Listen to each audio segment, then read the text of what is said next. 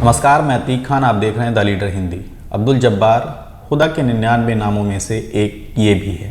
Bhopal gas त्रासदी के पीड़ितों के लिए जिस शख्स ने आखिरी सांस तक इंसाफ की लड़ाई लड़ी और हजारों लोगों को राहत दिलाई, उनका नाम भी अब्दुल जब्बार था। 3 दशकों से इंसाफ के लिए संघर्ष करने वाले जब्बार साहब ने पिछले साल 62 साल की उम्र में साथ छोड़कर भोपाल में सन्नाटा भर दिया।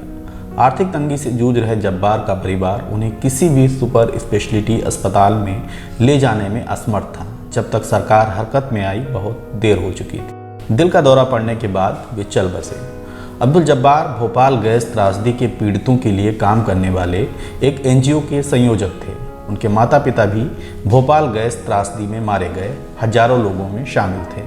उस वक्त उनकी उम्र कोई 20 साल रही होगी। गैस रिसाव के संपर्क में आने से उनके फेफड़े और आंखों पर गंभीर प्रभाव पड़ा।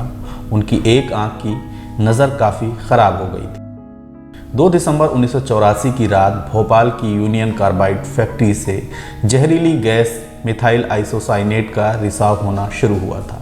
हवा में जहरीली गैस तेज़ी से फैल रही थी। 30 टन से ज़्यादा गैस का रिसाव हो गया। हादसा इतना भीषण था कि हवा के विपरीत होने के बावजूद लोगों की मौत हो गई। उस रात करीब 3000 मौत की नींद से नहीं उठे। भोपाल में जिधर देखो उस तरफ जनाजे ही थे। मरने वालों की कुल संख्या 15 से 20 हजार के बीच होने का अनुमान लगाया गया, लेकिन इस घटना से लाखों लोग प्रभावित हुए थे। भोपाल की राजेंद्र नगर स्ट्रीट, जहां जब्बार रहते थे, वह यूनियन कार्बाइड फैक्ट्री से महज 1.5 किलोमीटर दूर है। उस रात वे अपनी मां के साथ घर पर थे। अचानक घर में सो रहे लोगों की तबीयत बिगड़ने लगी। पूरे मोहल्ले में यही हो रहा था। लोग समझ नहीं पा रहे थे कि क्या हो रहा है। सांस लेने में तकलीफ हो रही थी। जब्बार ने अपनी मां को स्कूटर पर बिठाया और 40 किलोमीटर दूर सुरक्षित स्थान पर ले गए।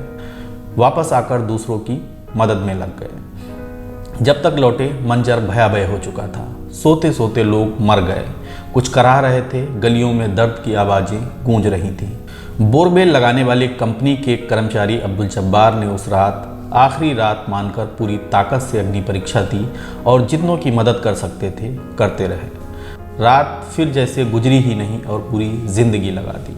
1987 में अब्दुल जब्बार ने भोपाल गैस पीड़ित महिला उद्योग संगठन की स्थापना की। संगठन ने खास तौर पर उन बेवाओं के लिए लड़ाई लड़ी जिन्होंने त्रासदी में अपने पतियों को खो दिया था।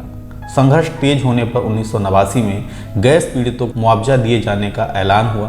फिर एक स्वाभिमान केंद्र की स्थापना की, जिसमें महिलाओं को सिलाई कढ़ाई जैसे आत्मनिर्भरता के काम सिखाए जाते, जिससे ये महिलाएं स्वाभिमान के साथ जिंदगी गुजार सकें। इससे करीब 5000 महिलाएं लाभान्वित हुईं।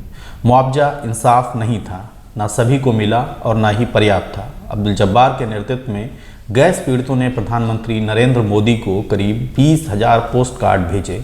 अपने एनजीओ के जरिए पीड़ितों के परिवारों की मदद की और उनकी बातों को सरकार तक पहुंचाने के लिए कई बार प्रदर्शन भी किए। जिन्होंने अपने प्रियजनों को खो दिया, उनके रोजगार की भी मांग की। खैरात नहीं, रोजगार चाहिए का नारा बुलंद किया। 1988 में जब्बार के संगठन को पहली सफलता तब मिली जब सुप्रीम कोर्ट ने पीड़ितों को गुजारा भत्ता देने की बात कही।